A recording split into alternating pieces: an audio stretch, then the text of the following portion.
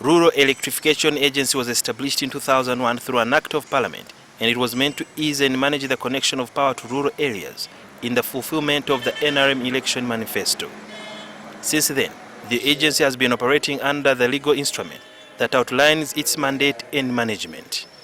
Through the former management of REA, government wrote a proposal seeking a loan from the World Bank to finance the free connections policy that has recently had financial setbacks. The project is meant to increase access to power of households, industrial parks, commercial enterprises, and public institutions. The free connections policy was halted for nearly a year because of government's financial constraints. This left over 300,000 eligible people without connections. Even after government reinstated the free connections policy, they are only catering for those who do not need poles, leaving out many others who need the poles. For about 3 years now, the major hope has been on the $400 million World Bank funding meant to facilitate the free connections policy. Of this money, $60 million, about 219 billion shillings, is a grant. However, delays in finalizing negotiations are reducing the chances of Uganda attaining the loan. The implication is that the connection policy will not be able to go ahead. We don't have any other successor funding for it, for whatever is going on at the moment. And it means that we'll not be able to implement the policy. It means that the objective of the policy of bringing down the power tariff, of increasing access to power around the country, it will not be achieved. Previously, the Ministry of Energy had introduced a new statutory instrument that would give powers to the Minister of Energy to appoint the board, remove permanent secretaries as board members, and for the ministers to have full control over Rural Electrification Agency. However, the instrument was challenged and court ruled that it had been passed without following the right procedures, such as consultation with the affected entities and cabinet. The ministry did not appeal the court ruling, but came up with another instrument which is also being challenged in court. The minister is introducing another law without following what actually court had ordered the minister to follow. And the first place was consult with the people who are being affected. She has not, and that's why she's still having a problem with the cabinet approving the same law.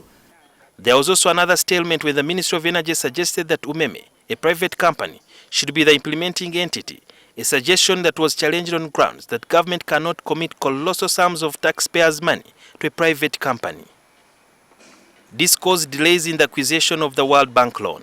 On 10th March 2021, the Ministry of Finance wrote to the Solicitor General, the Permanent Secretary of Ministry of Energy, Executive Director of REA, and the Managing Director of Uganda Energy Credit Capitalization Company to attend a meeting scheduled for 17th March 2021.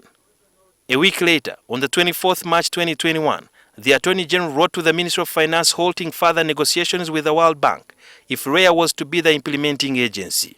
The Attorney General noted that government was in a process of addressing the legal vacuum with regard to the status of REA following the nullification of the instrument number 62 of 2020. He suggested that the process be halted for 2 weeks. The old law is still operating. It is still in force.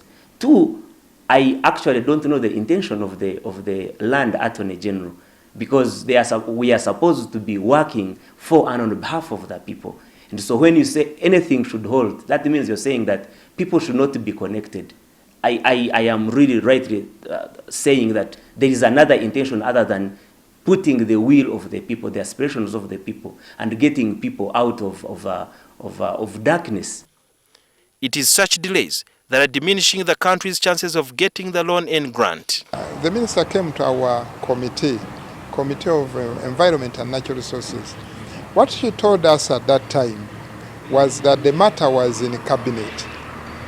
And we didn't expect that it would take this long. We thought that we gave her the benefit of doubt that probably it will be just a matter of time that the issue will be sorted. But I'm concerned that we are now in April. The meeting was way back in February. We are now in April.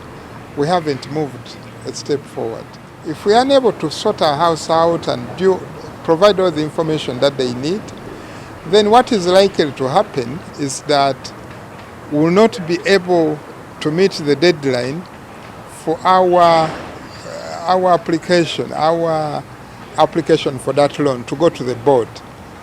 And this is the last board meeting in the financial year. On 1st April, the World Bank wrote to the Minister of Finance, Matia Kasaija, on their position.